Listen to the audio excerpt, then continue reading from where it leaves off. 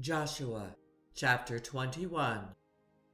Now the family heads of the Levites approached Eleazar the priest, Joshua son of Nun, and the heads of the other tribal families of Israel at Shiloh in Canaan, and said to them, The Lord commanded through Moses that you give us towns to live in, with pasture lands for our livestock. So, as the Lord had commanded, the Israelites gave the Levites the following towns and pasture lands out of their own inheritance. The first lot came out for the Kohathites according to their clans. The Levites, who were descendants of Aaron the priest, were allotted 13 towns from the tribes of Judah, Simeon, and Benjamin. The rest of Kohath's descendants were allotted 10 towns from the clans of the tribes of Ephraim, Dan, and half of Manasseh. The descendants of Gershon were allotted 13 towns from the clans of the tribes of Issachar, Asher, Naphtali, and the half-tribe of Manasseh in Bashan. The descendants of Merari, according to their clans, received 12 towns from the tribes of Reuben, Gad, and Zebulun. So the Israelites allotted to the Levites these towns and their pasture lands, as the Lord had commanded through Moses. From the tribes of Judah and Simeon they allotted the following towns by name. These towns were assigned to the descendants of Aaron, who were from the Kohathite clans of the Levites, because the first lot fell to them. They gave them Kiriath Arba, that is Hebron, with its surrounding pasture land in the hill country of Judah. Arba was the forefather of Anak, but the fields and villages around the city they had given to Caleb, son of Jephunneh, as his possession. So to the descendants of Aaron the priest they gave Hebron, a city of refuge for one accused of murder, Libnah, Jattir, Eshtemoa, Holon, Debir, Ain, Jutah, Beth-Shemesh, together with their pasture lands, 9 towns from these 2 tribes. And from the tribe of Benjamin they gave them Gibeon, Geba, Anathoth, and Almon, together with their pasture lands, 4 towns. The total number of towns for the priests, the descendants of Aaron, came to 13, together with their pasture lands. The rest of the Kohathite clans of the Levites were allotted towns from the tribe of Ephraim. In the hill country of Ephraim they were given Shechem, a city of refuge for one accused of murder, and Gezer, Kibzaim, and Beth-horon, together with their pasture lands, 4 towns.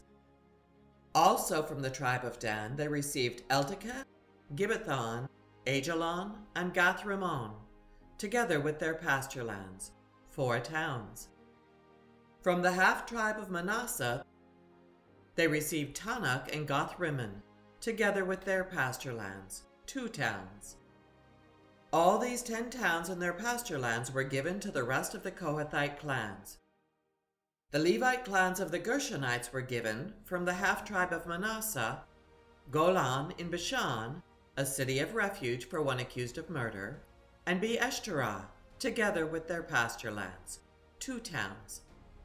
From the tribe of Issachar, Kishion, Daberoth, Jarmuth, and En-gannim, together with their pasture lands, 4 towns. From the tribe of Asher, Milshon, Abdon, Helkath, and Rehob, together with their pasture lands, 4 towns. From the tribe of Naphtali, Kedesh in Galilee, a city of refuge for one accused of murder, Hamath-dor and Kartam, together with their pasture lands, 3 towns. The total number of towns of the Gershonite clans came to 13, together with their pasture land. The Merarite clans, the rest of the Levites, were given, from the tribe of Zebulun, Jokneam, Kartah, Dimnah, and Nahalal, together with their pasture lands, 4 towns. From the tribe of Reuben, Bezer, Jahaz, Kedemoth, and Mephath, together with their pasture lands, 4 towns. From the tribe of Gad, Ramoth in Gilead, a city of refuge for one accused of murder, Mahanaim, Heshbon, and Jazer, together with their pasture lands, 4 towns in all. The total number of towns allotted to the Merarite clans who were the rest of the Levites, came to 12. The towns of the Levites in the territory held by the Israelites were 48 in all, together with their pasture lands. Each of these towns had pasture land surrounding it. This was true for all these towns. So the Lord gave Israel all the land he had sworn to give their ancestors, and they took possession of it and settled there. The Lord gave them rest on every side, just as he had sworn to their ancestors. Not one of their enemies withstood them. The Lord gave all their enemies into their hands. Not one of all the Lord's good promises to Israel failed. Every one was fulfilled. Joshua chapter 22. Then Joshua summoned the Reubenites, the Gadites, and the half-tribe of Manasseh, and said to them, You have done all that Moses the servant of the Lord commanded, and you have obeyed me in everything I commanded. For a long time now, to this very day, you have not deserted your fellow Israelites, but have carried out the mission the Lord your God gave you. Now that the Lord your God has given them rest as he promised, return to your homes in the land that Moses, the servant of the Lord, gave you on the other side of the Jordan. But be very careful to keep the commandment and the law that Moses, the servant of the Lord, gave you, to love the Lord your God, to walk in obedience to him, to keep his commands, to hold fast to him, and to serve him with all your heart and with all your soul. Then Joshua blessed them and sent them away, and they went to their homes. To the half-tribe of Manasseh Moses had given land in Bashan, and to the other half of the tribe Joshua gave land on the west side of the Jordan, along with their fellow Israelites. When Joshua sent them home, he blessed them, saying, Return to your homes with your great wealth, with large herds of livestock, with silver, gold, bronze, and iron, and a great quantity of clothing, and divide the plunder from your enemies with your fellow Israelites. So the Reubenites, the Gadites, and the half-tribe of Manasseh left the Israelites at Shiloh in Canaan to return to Gilead, their own land, which they had acquired in accordance with the command of the Lord through Moses. When they came to Geliloth, near the Jordan in the land of Canaan, the Reubenites, the Gadites, and the half-tribe of Manasseh built an imposing altar there by the Jordan. And when the Israelites heard that they had built the altar on the border of Canaan at Geliloth, near the Jordan on the Israelite side, the whole assembly of Israel gathered at Shiloh to go to war against them. So the Israelites sent Phinehas, son of Eleazar the priest, to the land of Gilead, to Reuben, Gad, and the half-tribe of Manasseh. With him they sent 10 of the chief men, one from each of the tribes of Israel, each the head of a family division among the Israelite clans. When they went to Gilead, to Reuben, Gad, and the half-tribe of Manasseh, they said to them, The whole assembly of the Lord says, How could you break faith with the God of Israel like this? How could you turn away from the Lord and build yourselves an altar in rebellion against him now? Was not the sin of Peor enough for us? Up to this very day we have not cleansed ourselves from that sin, even though a plague fell on the community of the Lord. And are you now turning away from the Lord? If you rebel against the Lord today, tomorrow he will be angry with the whole community of Israel. If the land you possess is defiled, come over to the Lord's land, where the Lord's tabernacle stands, and share the land with us. But do not rebel against the Lord or against us by building an altar for yourselves, other than the altar of the Lord your God. When Achan, son of Zerah, was unfaithful in regard to the devoted things, did not wrath come on the whole community of Israel? He was not the only one who died for his sin.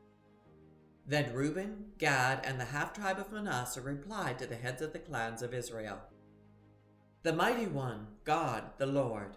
The mighty one, God, the Lord. He knows, and let Israel know. If this has been in rebellion or disobedience to the Lord, do not spare us this day. If we have built our own altar to turn away from the Lord and to offer burnt offerings and grain offerings, or to sacrifice fellowship offerings on it, may the Lord himself call us to account. No, we did it for fear that someday your descendants might say to ours, What do you have to do with the Lord, the God of Israel? The Lord has made the Jordan a boundary between us and you. You Reubenites and Gadites, you have no share in the Lord, so your descendants might cause ours to stop fearing the Lord.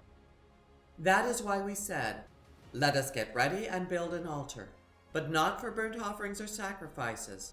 On the contrary, it is to be a witness between us and you and the generations that follow, that we will worship the Lord at his sanctuary with our burnt offerings, sacrifices, and fellowship offerings. Then in the future your descendants will not be able to say to ours, you have no share in the Lord. And we said, if they ever say this to us, to our descendants, we will answer, look at the replica of the Lord's altar which our ancestors built, not for burnt offerings and sacrifices, but as a witness between us and you. Far be it from us to rebel against the Lord and turn away from him today by building an altar for burnt offerings, grain offerings, and sacrifices, other than the altar of the Lord our God that stands before his tabernacle. When Phinehas the priest and the leaders of the community, the heads of the clans of the Israelites, heard what Reuben, Gad, and Manasseh had to say, they were pleased. And Phinehas, son of Eleazar the priest, said to Reuben, Gad, and Manasseh, today we know that the Lord is with us, because you have not been unfaithful to the Lord in this matter. Now you have rescued the Israelites from the Lord's hand. Then Phinehas, son of Eleazar the priest, and the leaders returned to Canaan from their meeting with the Reubenites and Gadites in Gilead, and reported to the Israelites. They were glad to hear the report and praised God, and they talked no more about going to war against them to devastate the country where the Reubenites and the Gadites lived. And the Reubenites and the Gadites gave the altar this name, a witness between us, that the Lord is God.